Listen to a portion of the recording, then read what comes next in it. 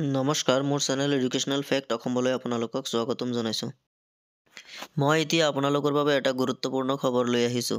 সেয়া হৈছে পঞ্চম আৰু অষ্টম শ্ৰেণীৰ লগত জড়িত।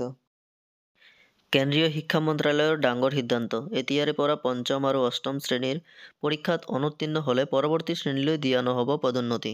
কেন্দ্ৰীয় শিক্ষা মন্ত্ৰালয়ে বিলুপ্ত কৰিলে ন' ডিটেনশ্যন পলিচি।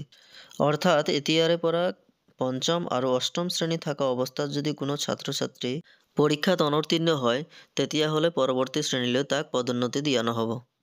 আজি the union ministry of education ডিপাৰ্টমেণ্টৰ পৰা এই সিদ্ধান্তটো লোৱা হয়। গতিকে ন' ডিটেনশ্যন পলিচিৰ মতে আমি পঞ্চম আৰু অষ্টম শ্ৰেণীত যেনেই হওক আমি পৰীক্ষাত উত্তীৰ্ণ হ'বই লাগিব। ৰাইজসকল আগন্তুক দিনত এনেদৰে গুৰুত্বপূৰ্ণ বাতৰিবোৰ পাবলৈ আমাৰ চেনেলটো ছাবস্ক্ৰাইব কৰিব আৰু কাষতে থকা বেল আইকনটো ক্লিক কৰিব। লগতে ভিডিঅ'টো চাই ভাল লাগিলে লাইক আৰু শ্বেয়াৰ কৰিব।